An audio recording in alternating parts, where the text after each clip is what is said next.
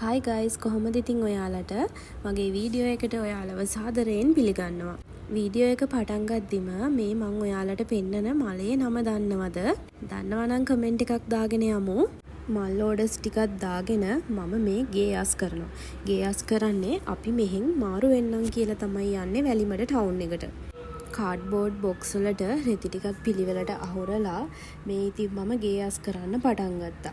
ගොඩක්ම හේතුව මං මෙතනින් අයින් වෙන්න මට මේ ගෙදර ඉඩ මදි. පේනවනේ මෙතන සෝෆා එක දැම්මහම දොර ඇරෙන්නෙත් මේ ගානට. කාඩ්බෝඩ් බොක්ස් එකක්වත් මට හරියට දොරෙන් එළියට ගන්න අමාරුයි.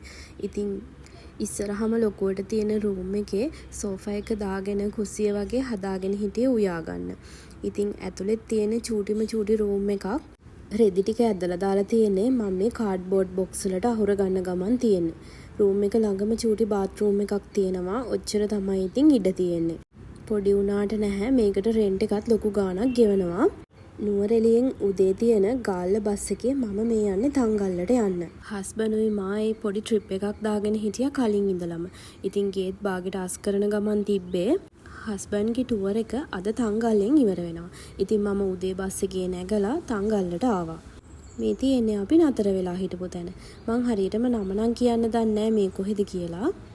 කොහෙ ගියත් ඉතින් මේ වගේ යාළුවෝ සෙට් එකක් නම් අපිට හම්බෙනවමයිනේ. අපි නතර වෙලා හිටපු ගෙස්ට් එකේ ලොක්කා තමයි මේ ඉන්නේ. හරිම පිළිවෙලට හැදෙන පූසෙක් තමයි මෙයා. කොච්චර ඉඩ තිබුණත් මෙයා නිදාගන්නේ මේ අයන් බෝඩ් එක උඩ විතරමයි. අපි කෑම කන තැනටවත් ඇවිල්ලා කිසිම සද්දයක්වත් දැම්මේ නැහැ. අපේ නිවාඩුව මෙයා නිසා ගොඩාක් ලස්සන වුණා. බීච් එකට යන්නම් කියලා ලෑස්ති වෙලත් පැයක් විතර මෙයාව හුරුතල් කර කර හිටියා අපි දෙන්න. දැන් අපි මේ ලෑස්ති වෙන්නේ බීච් එකට යන්න. මේ තියෙන්නේ අපි නතර වෙලා හිටපු ගෙස්ට් එකේ වටපිටාව. ඇත්තටම කිසිම සද්දයක් නැහැ. හරිම නිදහසේ අපිට ඉන්න පුළුවන් වුණා. මෙතන බලා ගන්න අංකල් උනත් ගොඩාක් හොඳයි. මේ තියෙන්නේ අපි නතර වෙලා හිටපු එක.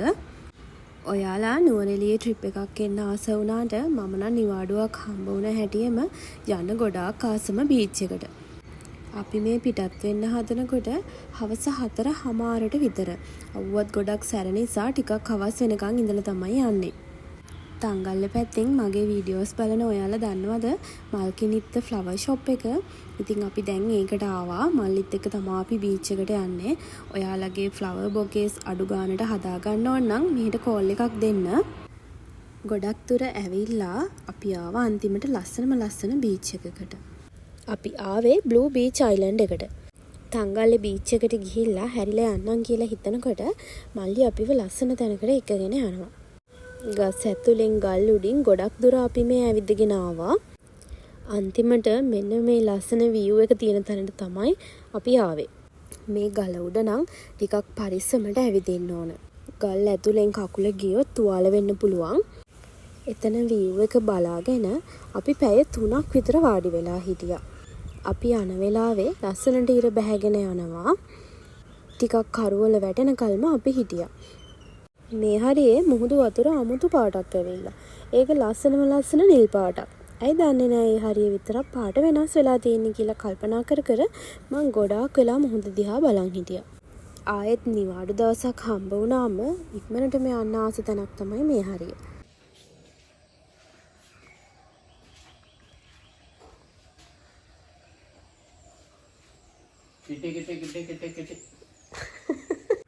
පහුවදා ටිකක් උදේම නැගිටලා අයියා කිටීව හොයනවා. කතා කරන සද්ද ඇහිලා දුවගෙන ආවා. එයා ගොඩාක් කීකරු පූසෙක්. ඊයේ රෑ එළි වෙනකම්ම ගෙස්ට් එක ඇතුලේ අයන් බෝඩ් එක උඩ නිදාගෙන ඉඳලා අපි නැගිට්ටට පස්සේ තමයි දොර ඇරලා දෙන්න කියලා කතා කරේ.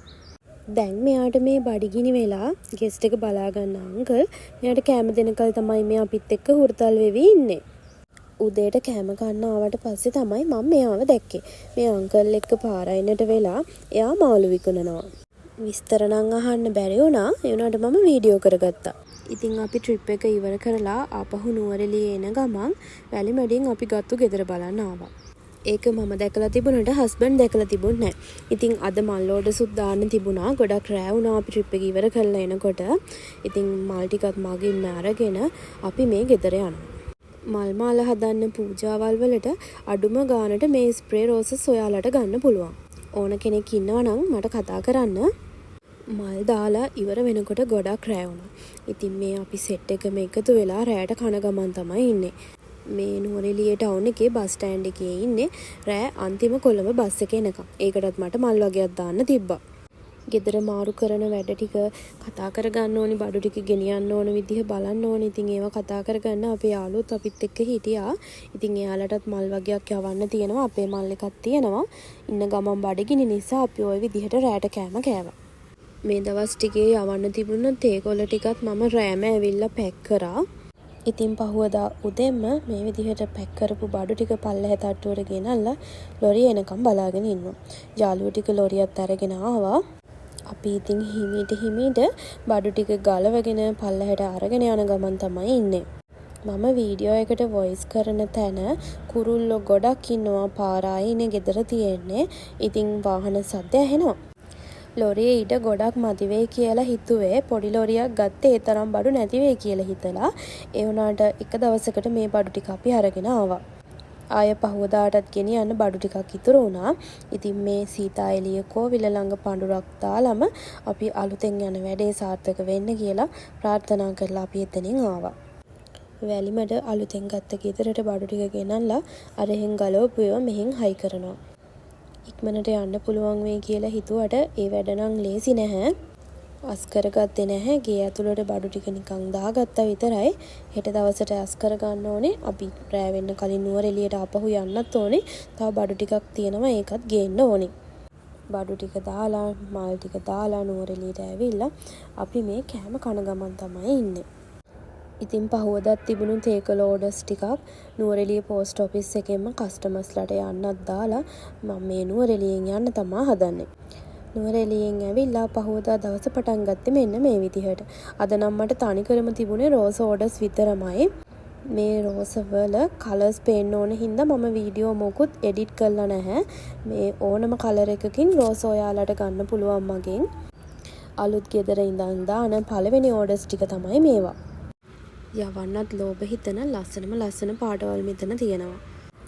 වැලිමඩට මම එන්න ප්‍රධාන හේතුවක් තමයි මේ මල් වර්ග ඔක්කොම මම ගන්නෙ වැලිමඩින්. ඇස්තමේරියා ලිලි හයිඩ්‍රේන්ජියා වගේ මල් කීපයයි නුවරඑළියෙන් මම ගන්නෙ. ඉතින් බස් වල මේවා එනකොට මට ගොඩක් රෑ වෙනවානේ. ඕගොල්ලන්ට මම කලින් වීඩියෝ වල පෙන්නලා තියෙනවානේ. බස් වලින් මල් අරගෙන කුරියර් සර්විස් එක වහන්න කලින් ඒවට මල් පැක් කරලා දාලා ඒ වැඩ ටික ඔක්කොම මම තනියෙන් කරනකොට මට ටිකක් පරක් වෙනවා. ඒ හැමදේම තනියෙන් කරන එක ආරක්ෂාව මදි කියලා හිතුණා. ඉතින් ගොඩක් ලේසි වෙන්න වැඩ ටික වැලිමඩට ආවේ. ගෙදරට ආව පළවෙනි දවස ඉතින් ලස්සන මල් ඕඩර්ස්ුත් ගොඩාක්ම මට ආවා. ගේ අස් කරගෙන ඉවර නැති වුණත් මල් ඕඩර්ස් ටික දාන්න පැක් කරන්න අපි දෙන්න පටන් ගත්තා. ඔයාලට පොරොන්දු වුණා වගේම මෙන්න මේ ලස්සන මල් වලින් මල් පැකේජ් ටික මම හදලා තියෙන්නේ. ඉතින් ඊළඟට පොඩි වීඩියෝ එකකින් මම මේ මල් පැකේජ් ටික අරගෙන එන්නම්. අදට වීඩියෝ එක මම මෙතනින් නතර කරන්නම්. ගිහිල්ලා එන්නම්. බයි.